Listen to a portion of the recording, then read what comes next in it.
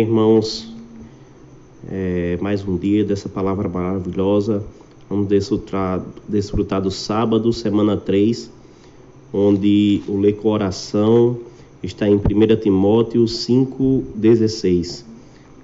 Ler com oração. Se alguma crente tem viúvas em sua família, socorra-as e não fique sobrecarregada a igreja, para que esta possa socorrer as que são verdadeiramente viúvas. Ó Senhor Jesus, Senhor Jesus, ó Senhor Jesus, que possamos, Pai, socorrer, Senhor. Ó Senhor Jesus, socorrer as viúvas, Senhor, e não sobrecarregar a igreja, Pai. Ó Senhor Jesus, de fato precisamos socorrer, Senhor, todos os santos, Senhor.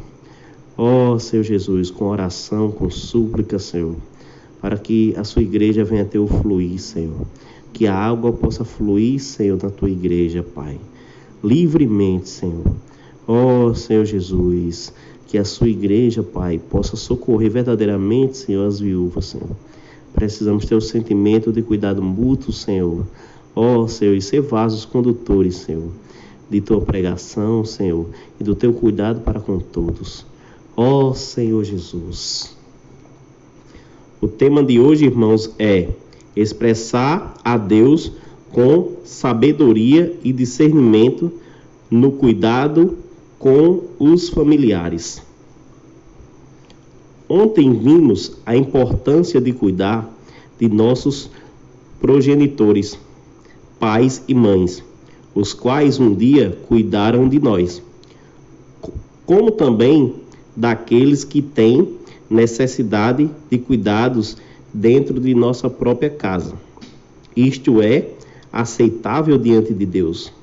Portanto, não devemos requerer da igreja uma responsabilidade que seja nossa. Além disso, vimos que uma pessoa que passa por necessidades não deve exigir de outros cuidado, mas deve amparar-se em Deus, pedir-lhe que envie ajuda e não se entregar a seus próprios prazeres. Hoje vamos prosseguir com a nossa leitura do texto bíblico que ainda trata do mesmo assunto.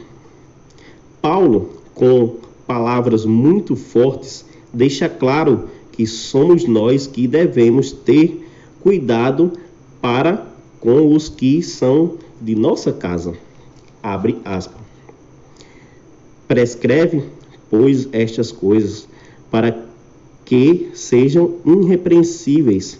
Ora, se alguém não tem cuidado dos seus, e especialmente da sua própria casa, tem negado a fé e é pior do que o descrente. Fecha aspas, 1 Timóteo 5, 7 e 8. Se em seu convívio familiar há os que têm necessidade, que precisam de cuidado, mas você não cuida dele, você está negando a fé. Essas palavras são fortes, mas é a maneira como Deus vê essa situação. Se não cuidamos das necessidades de nossos familiares, negaremos a palavra de Deus. E aqui afirma-se ainda que, se agirmos assim, seremos piores que o descrente. Amado leitor, temos de cuidar de nossa casa. Devemos ter o anseio de que toda a nossa família seja arrebatada. Vamos lutar para não deixar ninguém para trás. O Senhor, por meio de Paulo, fala à igreja que, ao cuidar das pessoas que têm necessidade, espera-se que sejam pessoas que vivam para o Senhor. Não sejais escrita senão viúva.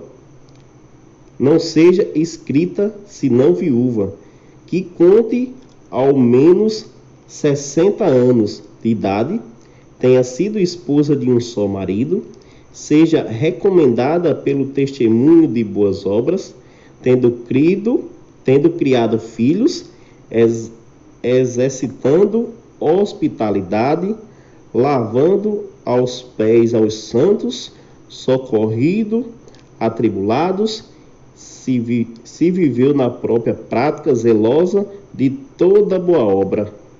1 Timóteo 5, 9 e 10. Se você ajuda um irmão e esse irmão pega o dinheiro da ajuda e vai se embebedar, cometer pecados, isso será algo vergonhoso, tanto para ele quanto para você. O princípio que obtemos dessa porção da palavra é que não podemos ajudar as pessoas que se comportam assim, pois nós tornaremos conivente com esses pecados. Devemos ajudar aqueles que tenham bom testemunho, que saibam cuidar bem da sua casa, que tenham exercitado a hospitalidade, lavando aos pés aos santos, socorrido a atribulados, que vivam na prática zelosa de toda boa obra. Isso significa que cuidamos de pessoas e essas pessoas cuidam também das pessoas de Deus. Cuidar daqueles que servem ao Senhor é cooperar com Ele em sua obra. Cuidar daqueles que vivem no pecado é colaborar com o pecado. A direção que o Senhor nos dá nessa porção da palavra continua quando Paulo menciona as viúvas mais novas, abre aspas, mas rejeita viúvas mais novas, porque quando se tornam levianas contra Cristo, querem casar-se, tornando-se condenáveis por anularem o seu primeiro compromisso. Além do mais, aprender também o viver ansiosa, andando de casa em casa, e não somente ansiosas, mas ainda tagarelas e intrigantes, falando o que não devem. 1 Timóteo 5, do 11 ao 13. Ele nos alerta que, se for para ajudar viúvas mais novas que querem dedicar-se ao serviço ao Senhor, mas se somente se preocupa consigo mesmas, não devemos alimentar ainda mais seu pecado. Manifestar a Deus na carne, no cuidado para com aqueles que passam necessidades, não quer dizer que devemos obrigar-nos a ajudar a quem quer que seja. Devemos fazê-lo com discernimento e sabedoria. Nossa ajuda não pode alimentar ainda mais pessoas que têm um viver ocioso, que causam problemas, seguindo de casa em casa, tagarelas, intrigas e falando o que não devem. Paulo recomenda que as viúvas mais novas se casem para não ocorrer que, não se casando, mas procurando satisfazer seus anseios carnais, acabem dando chance para o adversário, seguindo a Satanás. Quero, portanto, que as viúvas mais novas se casem, criem filhos, sejam boas donas de casa e não deem ao adversário ocasião favorável de maledicência. Pois, com efeito, já alguns se desviaram, seguindo a Satanás. Se alguma crente tem viúvas em sua família, socorra-as e não fique sobrecarregada a igreja, para que esta possa socorrer as pessoas que são verdadeiramente viúvas. 1 Timóteo 5, 14 ao 16. Novamente, Paulo enfatiza que os da família devem cuidar dos que têm necessidade em sua casa, para não sobrecarregar a igreja. Portanto, nessa porção de 1 Timóteo sobre as viúvas, vemos muitos princípios que podemos aplicar no cuidado de nossos familiares. Claro que podemos pedir a ajuda da igreja, mas devemos assumir nossa responsabilidade e fazer nossa parte. Jesus é o Senhor. Pergunta: quais os riscos que ocorrem ao ajudar pessoas desprovidas de discernimento e sabedoria? Ó Senhor Jesus, Senhor Jesus, ó Senhor Jesus. Amém, irmãos? Palavra muito pesada, né? Uma palavra dura, porém necessária, né? Uma palavra realmente para crentes, né? Uma palavra que toca bastante, que chacoalha, né? E que se isso está acontecendo é porque o Senhor está vendo que na sua igreja precisa de ajustes, né? E às vezes, como na nossa família, a gente dá uma chacoalhada, palmadas, né? A famosa pisa nos filhos.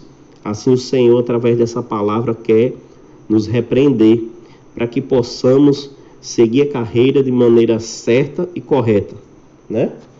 Um ponto muito interessante é quando o irmão fala aqui que primeiro nós devemos cuidar dos de nossas casas, né?